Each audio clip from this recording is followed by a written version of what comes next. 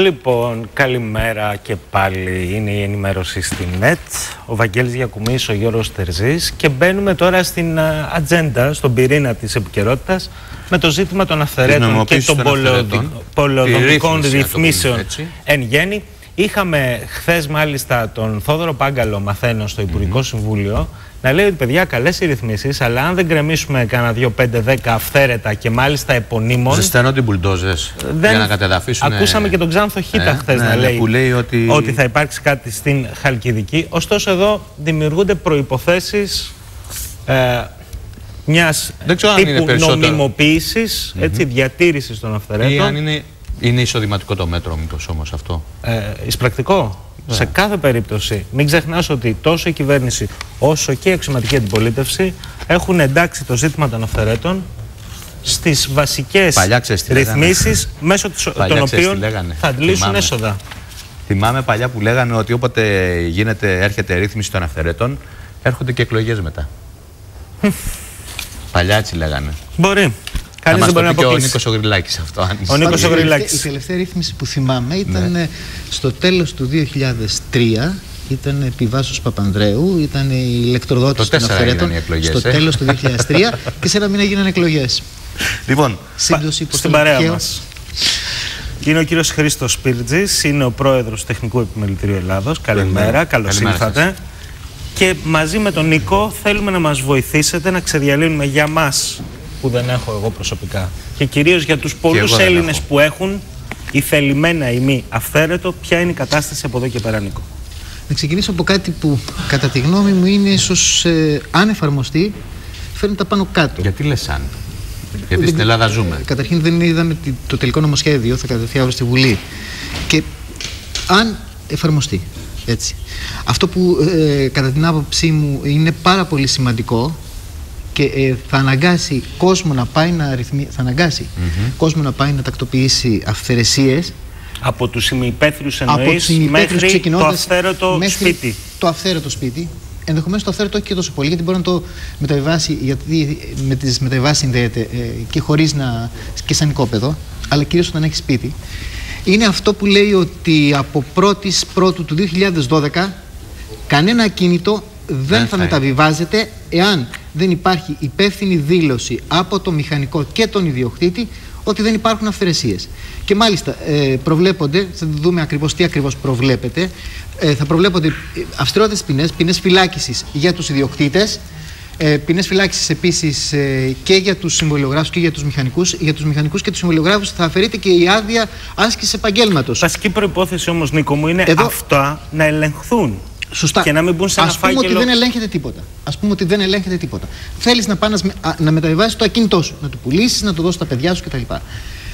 Πρέπει αν εφαρμοστεί αυτός ο νόμος, σημαίνει ότι δεν μπορεί να προχωρήσει η διαδικασία της μεταβίβασης εάν δεν έχεις τακτοποιήσει, αν έχεις αυθαιρεσίες, αν δεν τις έχεις τακτοποιήσει. Μάλιστα.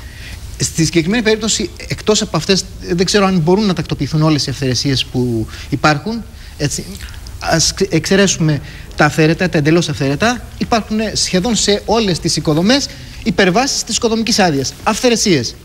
Που σημαίνει ότι κάποιος πριν εκδοθεί αυτό ότι κάποιος θα ελέγχει αν είναι αληθινές ή όχι αυτές οι δηλώσεις. Έτσι δεν είναι? Λογικά έτσι είναι. Βέβαια το σχέδιο νόμου δεν έχει δοθεί. Μας έχει δοθεί ένα ενημερωτικό σημείωμα. Θα καταδεχθεί αύριο σύμφωνα από ό,τι έχει αναφερθεί. Ναι. Λοιπόν, ταυτόχρονα με ένα δεύτερο. Δεν βλέπω επιφυλακτικό. Με βλέπετε, εσείς δεν είστε επιφυλακτικός. Έχουμε σε ένα Υπουργικό Συμβούλιο ένα σχέδιο νόμου και άλλα δύο μέσω ενημερωτικών σημειωμάτων. Δεν έχει γίνει καμία διαβούλευση. Και μέχρι τέλος Αυγούστου το σχέδιο για τις οικονομικές άδειες το έχει παρουσιάσει αναλυτικά, αν εννοείται αυτό. Έχετε κείμενο εσείς? Χθες το βράδυ βγήκε το επίσημο. Μάλιστα. Ναι.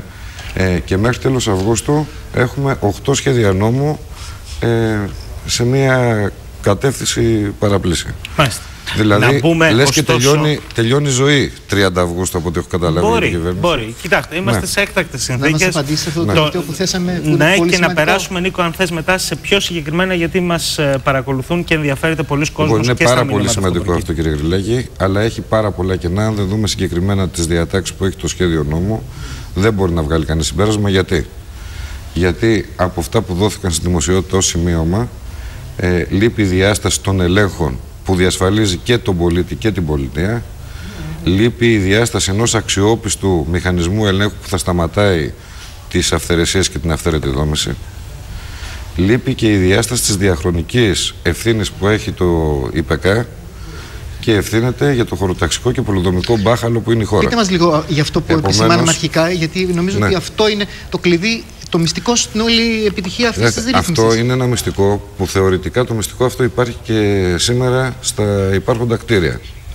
Δηλαδή, οι επιβλέποντες μηχανικοί στο τέλος της οικοδομής δίνουν μια υπεύθυνη δήλωση ότι τα κτίρια έγιναν σύμφωνα με την οικοδομική άδεια. Αυτό έχει να κάνει με την ηλεκτροδότηση και για τις καινούργιες οικοδομές. Με τις μεταβιβάσεις. Νίκο, αν μου επιτρέπεις, καταλαβαίνω τις ενστάσεις του κυρίου Σπίρτζη. Έχω και εγώ ενστάσεις που λέει για τη δράση του ΙΠΕΚΑ, μπορώ να πω για τις ευθύνες των μηχανικών.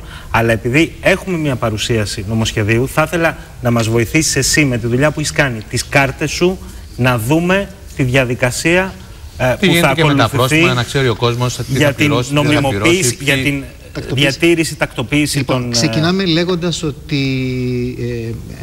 βλέπουμε πάλι την ίδια κάρτα, ότι από 1η Πρώτου 2012 μόνο με υπεύθυνη δήλωση θα προχωρούν οι μεταβιβάσεις, ότι δεν υπάρχει αυθαίρετη κατασκευή, θα αναφέρεται. Έτσι, και μετά πάμε στην επόμενη κάρτα για να δούμε πώς θα γίνεται η διαδικασία της τακτοποίησης. Αφορά σε όλες τις κατασκευές έως τις 28 Απριλίου 2010. Πολύ πρόσφατα δηλαδή. Ναι, γιατί αυτή η ημερομηνία? Γιατί αυτή την ημερομηνία ξεκίνησε η τακτοποίηση των ημιυπαίθριων χώρων. Μάλιστα. Και επειδή από όσο φαντάζομαι και έχει σχέση με αυτό που λέγαμε πριν, θα πάει ένα πακέτο, ουσιαστικά όλη αυτή η ρύθμιση. Έχουμε μέχρι το τέλος του χρόνου την τακτοποίηση των ημιυπαίθριων. Μέχρι το τέλος του χρόνου θα υπάρχει και προθεσμία για την υποβολή δηλώσεων τακτοποίησης. Είτε οι δηλώσεις αυτές θα γίνονται είτε στα κέπη της πολεοδομίας και για τα αυθαίρετα. Να δούμε τώρα. Να βάλουμε μια άνω τελεία εδώ πέρα. Επειδή η ρύθμιση αυτή είναι για 40 χρόνια. Θα πρέπει... Είναι για 40 χρόνια, θα το δούμε και στην κάρτα που ακολουθεί. Δείξτε το στην κάρτα για να δούμε άλλες τρευλώσεις. Για πότε η τακτοποίηση είναι για 40 χρόνια για αυθαίρετα ή για αυθαιρεσίες, μέσα σε εντός σχεδίου περιοχές. Έτσι. Όταν λέμε αυθαιρεσίες, εννοούμε μια οικοδομή με νόμιμη άδεια. Αυτό θέλουμε να ξέρουμε. Μια οικοδομή με νόμιμη άδεια. Τι εννοείται αυθαίρετο αυτή τη στιγμή? Έχουμε ένα αυθαίρετο που δεν έχει καθόλου άδεια και έχουμε ένα κτίσιμο που έχει άδεια οικοδομική. Όπου έχει υπερβάσεις όμως. Έχει χτιστεί ένα επιπλέον δωμάτιο, ένα επιπλέον όροφος. Μπορεί να έχει χτιστεί και ένα επιπλέον όροφος. Που χτίζουν έτσι με το μεροκάματό τους. Και αυτό μπορεί να ρυθμιστεί. Να μπει εδώ στις εντός σχεδίου περιοχές θα έχουμε τακτοποίηση για 40 χρόνια. Στις εκτός σχεδίου περιοχές θα έχουμε τακτοποίηση για 20 χρόνια. Γιατί αυτή η διαφορά? Γιατί αυτή η διαφορά? Παρεπτόντως. Καταρχάς να ρωτήσουμε γιατί για 40 χρόνια. Γιατί αυτό είναι μια καταστροφική... Το ίδιο ερώτημα γιατί το βάλατε για τους μη υπεύθυνους. Θα σας πω γιατί. Γιατί εδώ πέρα έχει να κάνει με το αν μεταβιβάζεται ένα ακίνητο σύμφωνα με τον έλεγχο που θα γίνει στη συνέχεια, και επειδή μιλάμε για τη συντριπτική πλειοψηφία του κτηριακού αποθέματος της χώρας, σημαίνει ότι έχουμε και συνολική απαξίωση του κτηριακού αποθέματος της χώρας, και θα πω γιατί. Καμία τράπεζα, κυρίως από το εξωτερικό, δεν πρόκειται να δώσει χρηματοδότηση για την αγορά ενός κτηρίου που έχει αυθαίρετο χώρο για 40 χρόνια. Δεν μπορεί λοιπόν... το κάνει. Στους ημιυπαίθριους ναι, γιατί δεν είναι αυθαίρετος χώρος. Ή έτσι τουλάχιστον θεωρεί. Άρα αυτόματα θα υπάρχει εμπλοκή. Βεβαίως θα υπάρχει εμπλοκή. Γιατί υπάρχει διαφορετικού τύπου κατοχύρωση. Βεβαίως θα υπάρχει διαφορετικό τύπου. Γιατί το ένα είναι αυθαίρετο και το άλλο είναι αλλαγή χρήσης σύμφωνα με το ΙΠΚ. Δηλαδή η αμφισβήτηση στην κατοχύρωση έχει να κάνει με το αν προσφύγει κάποιο συμβούλιο της Επικρατείας. Άρα με συγχωρείτε κύριε Πρόεδρε, οι αυθαίρετες κατασκευές από την πιο ταπεινή μέχρι την πιο πλούσια που υπάρχουν σήμερα, πώς έχουν χρηματοδοτηθεί?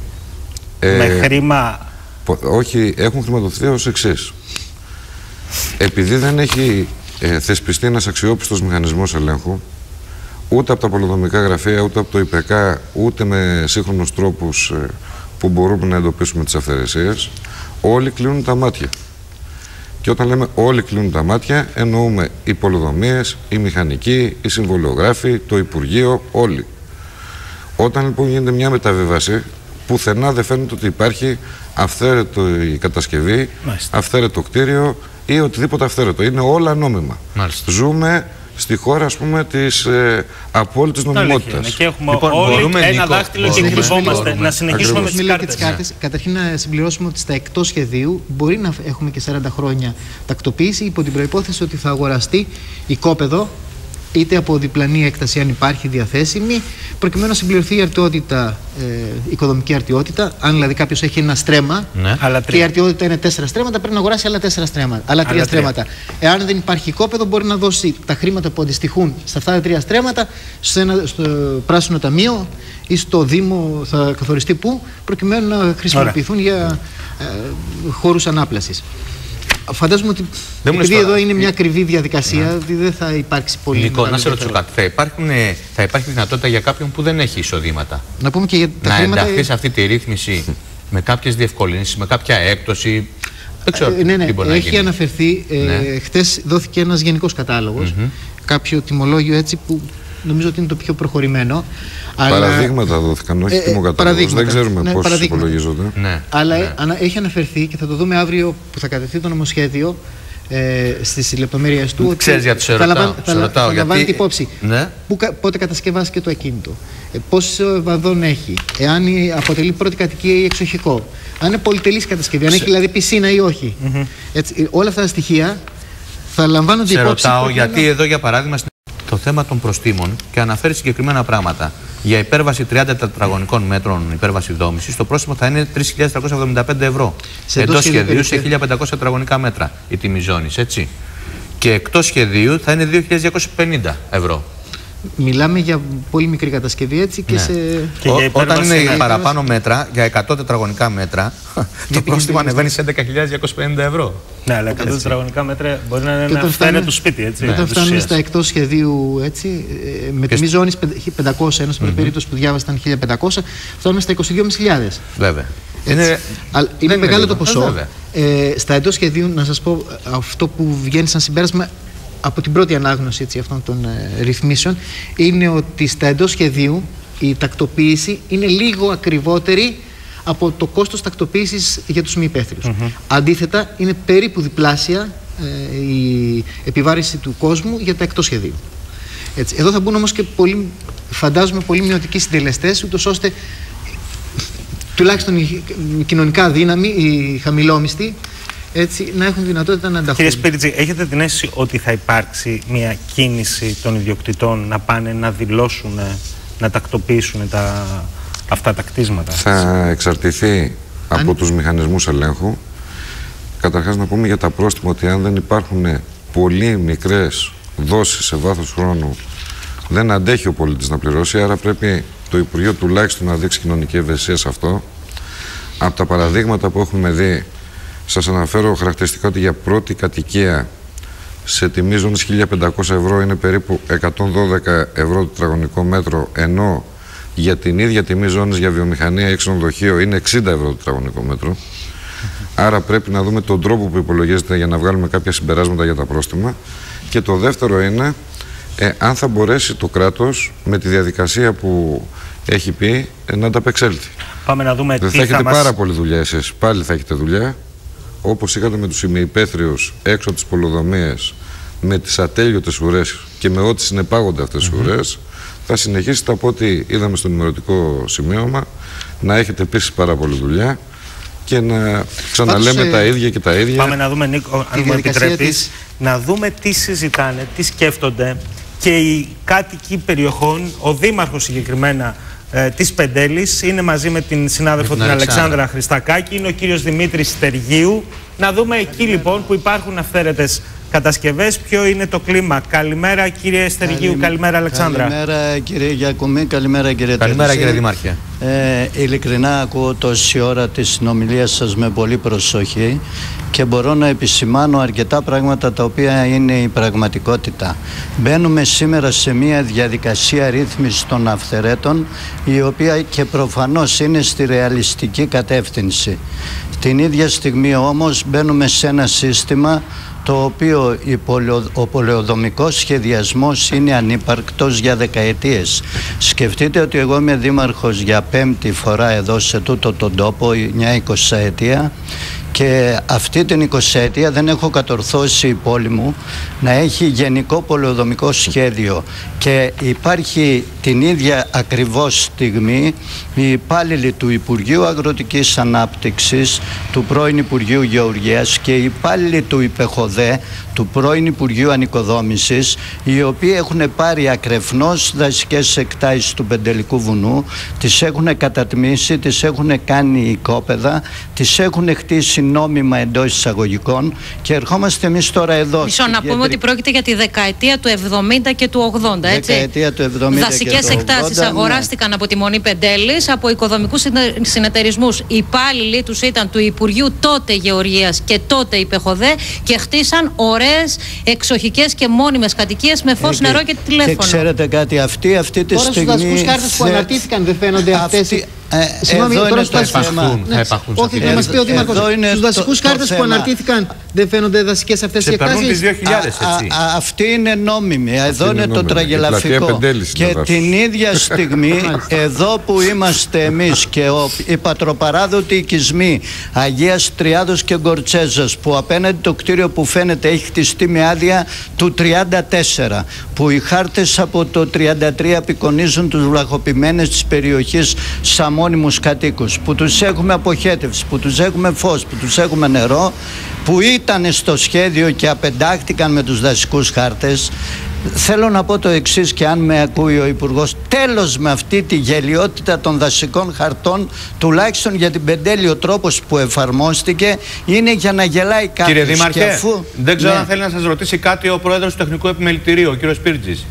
Στη διάθεση του. Κάτι τον κύριο Δήμαρχο. Να πω στον Δήμαρχο να μην έχει αγωνία, διότι η Πεντέλη, το λέει το σημείο που μας έδωσαν από το Υπουργείο, δεν έχει πρόβλημα, είναι όλοι δάσος και δεν εντάσσεται κανένα αυθαίρετο από την περιοχή του. Ξέρετε, αυτό μέχρι και η πλατεία. Μέχρι και η πλατεία είναι δάσος. Μέχρι και η πλατεία. Και τα αναπτυκτήρια και όλα. Πιστεύετε, συγγνώμη, στη διαδικασία των εστάσεων ότι θα παραμείνουν όλα αυτά δάσος? Μα με συγχωρείτε, αλλά στο νημερωτικό σημείο που έχουμε έχει μπει μια κόκκινη γραμμή. Ότι δεν εντάσσονται αυθαίρετα που είναι σε ευαίσθητες περιοχές. Αυτές οι ευαίσθητες, ο Αιγιαλός, τα δάση, οι αρχαιολογικοί χώροι, αυτοί οι χώροι δεν έχουν οριστεί αυτοί οι χώροι. Δηλαδή ένας που έχει αυθαίρετο και δεν ξέρουμε, είναι μες στο δάσος, είναι μες στον Αιγιαλό ή πού στο Γαλλό είναι. Θα πάει, θα δεχθεί το κράτος να αποσυγκροτηθεί. Ναι. Να σας πούμε το εξής, ότι εμείς εδώ βρισκόμαστε στην πλατεία της παλιάς Πεντέλης. Η παλιά λοιπόν, η πλατεία αυτή συγκεκριμένη, σύμφωνα με τους χάρτες, είναι όχι απλά δασική περιοχή, αλλά και αναδασωτέα. Επίσης, ο διπλανός δρόμος, τα μεν οικόπεδα εξ αριστερών είναι νόμιμα, εκ δεξιών είναι αυθαίρετα. Και το ερώτημα είναι κάτι, αυτό που λέει ο Δήμαρχος, 2 μέτρα και 2 σταθμά. Ναι, δεν είναι μόνο αυτό. Εδώ στην Πεντέλη, οι γειτονιές οι οποίες μπήκαν στη διαδικασία του δασολογίου, το οποίο αναρτήθηκε, είναι γειτονιές χτισμένες όλες με άδεια οικοδομής για τις κατοικίες. Είναι γειτονιές τις οποίες η πολιτεία έχει δώσει αποχέτευση, φως, νερό, τηλέφωνο. Όλες τις παροχές και ξέρετε κάτι, κανονικά και με τον νόμο, κύριε Δήμαρχε. Επειδή δεν λειτουργήσε το κράτος σε αυτές τις γειτονιές, λειτουργήσαν ευτυχώς για αυτούς οι οικοπαιδικοί οικοδομικοί συνεταιρισμοί, οι οποίοι πήραν το λικόρεμα, το έκοψαν οικόπεδα, και σήμερα υπάρχει το εξής τραγελαφικό. Η κεντρική πλατεία και οι πατροπαράδοτοι οικισμοί, χτισμένοι με άδειες του 34 και δόθε, σήμερα θεωρούνται δασικοί, παράνομοι, αναδασωτέοι, όπως θέλετε πέστε το, και την ίδια στιγμή αυτοί που χτίστηκαν το 70 και 80 και εκ των υστέρων στα λικορέματα χωρίς την έγκριση του αρμόδιου Υπουργείου Δασών, σήμερα είναι νόμιμοι εντός εισαγωγικών. Κύριε Στεργίου, ευχαριστούμε πολύ. Ευχαριστούμε και την Αλεξάνδρα Χριστακάκη. Νίκο. Στη συγκεκριμένη περίπτωση, έτσι, για να κάνουμε, είναι κάτι που θα υπάρχει και σε πολλές άλλες περιοχές της χώρας. Προφανώς. Ήταν μια περιοχή που μπήκε στο σχέδιο πόλης, γίνανε νόμιμα οι μεταβιβάσεις, οι έκδοση οικονομικά, και μετά κάποιος πήγε στο Συμβούλιο της Επικρατείας και μπήκε στο σχέδιο πόλης. Τώρα, επειδή το νομοσχέδιο, και διόρθωσε με αν κάνω λάθος, θα κατατεθεί σήμερα αύριο στην Βουλή. Άρα θα έχουμε και την αναλυτική εικόνα για τις προβλέψεις και ενδεχομένως είναι ανοιχτή η πρόσκληση στον κύριο Σπίρτζη να ξανάρθετε να συζητήσουμε πια επί συγκεκριμένου. Έχουμε κάτι τελευταίο χρηστικό να πούμε στους τηλεθεατές μας? Η διαδικασία της τακτοποίησης θα γίνεται μέσω των πολεοδομιών ή μέσω των ΚΕΠ. Θα πληρώνει κάποιος ένα παράβολο 500, 1.000 ή 2.000 ευρώ. Θα υποβάλει το Πώς θα γίνει, κύριε Ριλάκη, αυτό? Πώς θα γίνει αυτό? Γιατί? Διότι τα ΚΕΠ ούτε ηλεκτρονικά ούτε ως διαδικασία δεν είναι δεδομένα, έτσι, δεν είναι διασυνδεδεμένα με τα πολεοδομικά γραφεία. Αυτό το μαγικό πώς θα γίνει? Δεν έχουν υπαλλήλους. Και πότε θα γίνει? Δεν έχουν πλέον υπαλλήλους. Έχουν φύγει. Όχι, δεν έχει τεχνική έκθεση. Καθόλου. Εμείς θα γελάσουμε, μακάρι να μην έχει. Δεν έχει. Δεν έχει στην ανακοίνωση. Θα δούμε πώς θα μπορεί να προχωρήσει. Κύριε Σπίρτζη, Νίκο, ευχαριστούμε πολύ. Θα είμαστε ξανά. Και θα τα ξαναπούμε βεβαίως, αφού αύριο θα έχουμε όλα τα δεδομένα. Και την επόμενη εβδομάδα θα τα συζητήσουμε. Πάμε σε ένα σύντομο διάλειμμα και επιστρέφουμε για βαρέα και ανθυγιεινά με τον κύριο Γιώργο Κουτρουμάνη απέναντί μου, ήδη στο στούντιο. Μετά το διάλειμμα θα είναι κοντά μας.